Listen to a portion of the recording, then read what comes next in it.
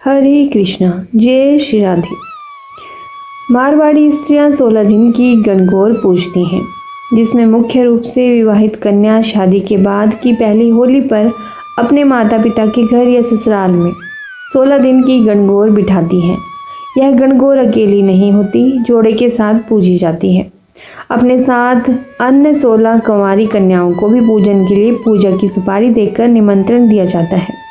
16 दिन गणगौर धूमधाम से मनाया जाता है और अंत में उद्यापन करके गणगौर को विसर्जित कर दिया जाता है। फाल्गुन माह की पूर्णिमा जिस दिन होलिका का दहन होता है, उसके दूसरे दिन पड़वा अर्थात जिस दिन होली खेली जाती है, उस दिन से गणगौर की पूजा आरंभ की जाती है। ऐसी स्त्री जिसके विवाह के बाद की प्रथम होली है, उनके घर गणगौर का पाटा या फिर चौकी लगाते हैं।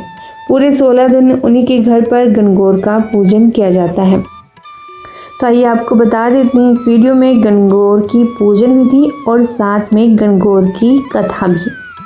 सर्वप्रथम चौकी लगाकर उस पर सतियां बनाकर पूजन किया जाता है, जिसके बाद पानी से भरा कलश, उस पर पान के 5 पत्ते, उस पर नारियल रखते हैं।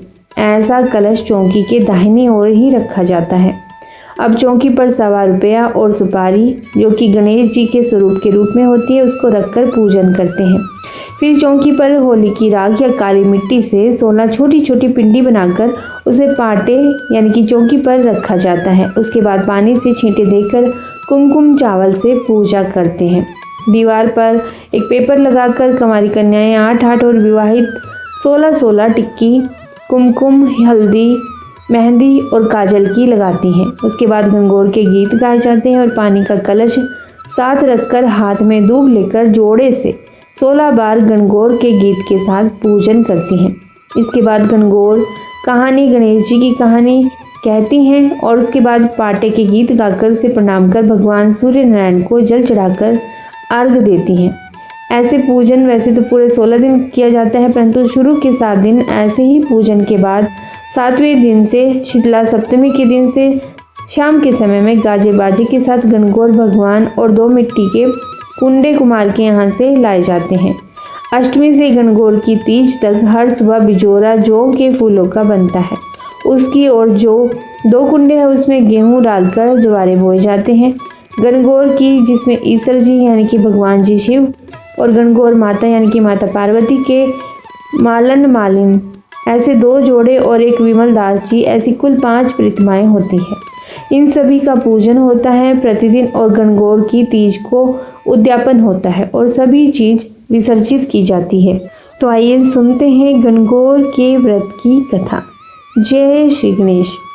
एक बार की बात है, भगवान शंकर तथा माता पार्वती जी नारद जी के साथ भ्रमण को गए। चलते चलते में चैत्र शुक्ल तृतीया के दिन एक गहरे वन में पहुंच गए।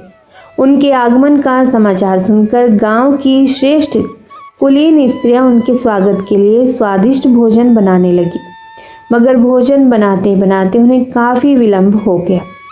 साधारण कुल की स्त्रियां तब भी श्रेष्ठ कुल की स्त्रियों से पहले ही थालियों में हल्दी और अक्षत लेकर पूजन हेतु पहुंच गई। पार्वती जी ने उनकी पूजा भाव को स्वीकार किया और सारा सुहाग रस उन पर छिड़क दिया। वे अटल सुहाग प्राप्ति का वरदान पाकर के लौट आई। इसके बाद उच्च कुल की स्त्रियां अनेक प्रकार के पकवान लेकर गौरी जी और शंकर जी की पूजा करने पहुंची। सोने चांदी से निर्मित उनकी थालियों में विभिन्न प्रकार के पदार्थ थे। उन स्त्रियों को देखकर भगवान शंकर ने पार्वती जी से कहा, तुमने सारा सुहाग रस तो साधारण कुल की स्त्रियों को ही दे दिया, अब इन्हें क्या दोगी? पार्वती जी ने उत्तर दिया, प्राणनाथ, आप इसकी चिंता मत कीजिए। उन स्त्रियों को मैंने केवल ऊपरी पदार्थों से बना रस दिया है, परंतु मैं इन उच्च कुल की स्त्रियों को अपनी उंगली चीरकर अपने रक्त का सुहाग रस दूंगी। यह सुहाग रस जिसके भाग्य में पड़ेगा, वह तन मन से मुझ जैसी सौभाग्यवती हो जाएगी। जब स्त्रियों ने पूजन समाप्त कर दिया, तब पार्वती जी ने अपनी उंगली चीरकर उन पर छिड़क दिया। जिस पर जैसा छींटा पड़ा उसने वैसा ही सुहाग पा लिया। तत्पश्चात भगवान शिव की आज्ञा से पार्वती जी ने नदी तट पर स्नान किया और बालू की शिव मूर्ति बनाकर पूजन करने लगी। पूजन के बाद बालू के पकवान बनाकर शिव जी को भोग लगाया। प्रदक्षिणा करके नदी तट की मिट्टी से माथे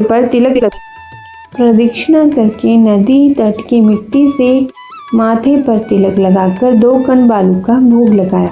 इतना सब करते करते पार्वती को काफ़ी समय लग गया। काफ़ी देर बाद जब मैं लौट कर आई तो महादेव जी ने उनसे देर से आने का कारण पूछा। उत्तर में पार्वती जी ने झूठ ही कह दिया कि वहाँ मेरे भाई भावाजादी मायके वाले मिल गए थे, उन्हीं से बातें करने में देर हो गई। परंतु महादेव तो महादेव ही थे, वे कुछ और ही लीला रचना चाहते थे।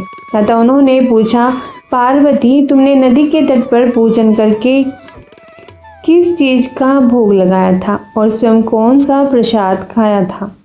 स्वामी, पार्वती जी ने पुनः झूठ बोल दिया। मेरी भावज ने मुझे दूध भात खिलाया, उसे खाकर मैं सीधी यहाँ चली आ रही हूँ। ये सुनकर शिवजी भी दूध भात खाने के लालच में नदी तट की ओर चल दिए। पार्वती जी दुविधा में पड़ गई। तब उन्होंने मौन भाव से भगवान भोले शंकर का ही ध्यान किया और प्रार्थना की, हे भगवान, यदि मैं आपकी अनन्य दासी हूँ तो आप इस समय मेरी लाज रखिए। यह प्रार्थना करती हुई माता पार्वती जी भगवान शिव के पीछे पीछे चलती रही। उन्हें दूर नदी के तट पर माया का महल दिखाई दिया। उस महल के भीतर पहुंचकर वे देखते ही वहां शिवजी के साले तथा सलहज आदि सपरिवार उपस्थित हैं। उन्होंने गौरी तथा शंकर का भावभीना स्वागत किया। वे 2 दिनों तक वहां रहे। तीसरे दिन पार्वती जी ने शिवजी से चलने के लिए कहा, पर शिवजी तैयार नहीं हुए। वे अभी और रुकना चाहते थे। तब पार्वती जी रूठकर अकेली ही चल दी। ऐसी हालत में भगवान शिवजी को पार्वती के साथ चलना पड़ा। नारद जी भी साथ साथ चल दिए। चलते चलते वे बहुत दूर निकल आए। उस समय भगवान सूर्य अपने धाम यानी कि पश्चिम को पधार रहे थे। अचानक भगवान शंकर पार्वती जी से बोले, मैं तुम्हारे मायके में अपनी माला भूल आया हूँ। ठीक है, मैं ले आती हूँ, पार्वती माता ने कहा और जाने को तत्पर हो गई। परंतु भगवान ने उन्हें जाने की आज्ञा नहीं दी और इस कार्य के लिए ब्रह्मपुत्र नारद जी को भेज दिया। परंतु वहां पहुंचने पर नारद जी को कोई महल ना तो नजर आया और ना ही कोई और नजर आया। वहां तो दूर तक जंगल ही जंगल था, जिसमें हिंसक पशु विचर रहे थे। नारद जी वहां भटकने लगे और सोचने लगे कि कहीं वे किसी गलत स्थान पर तो नहीं आ गए। मगर सहसा ही बिजली चमकी और नारद जी को शिवजी की माला एक पेड़ पर टंगी हुई दिखाई दी। नारद जी ने माला उतार ली और शिवजी के पास पहुंचकर वहां का हाल बताया। शिवजी ने हंसकर कहा, नारद, यह सब पार्वती की ही लीला है। इस पर माता पार्वती बोली, मैं किस योग्य हूँ? तब नारद जी ने सिर झुकाकर कहा, माता, आप पतिव्रताओं में सर्वश्रेष्ठ हैं। आप सौभाग्यवती, समाज में आदि शक्ति हैं। यह सब आपके पतिव्रत का ही प्रभाव है। संसार की स्त्रियां आपके नाम स्मरण मात्र से ही अटल सौभाग्य प्राप्त कर सकती हैं और समस्त सिद्धियों को बना तथा मिटा सकती हैं। तब आपके लिए यह कर्म कौन सी बड़ी बात है? महामाये, गोपनीय पूजन अधिक शक्तिशाली तथा सार्थक होता है। आपकी भावना तथा चमत्कार पूर्ण शक्ति को देखकर मुझे बहुत प्रसन्नता हुई है। मैं आशीर्वाद रूप में कहता हूँ कि जो स्त्रियाँ इसी तरह गुप्त रूप से पति का पूजन करके मंगल कामना करेंगी, उन्हें महादेव जी की कृपा से दीर्घायु वाले पति का संसर्ग मिलेगा। हर हर महादेव। गौरा मैया की जय।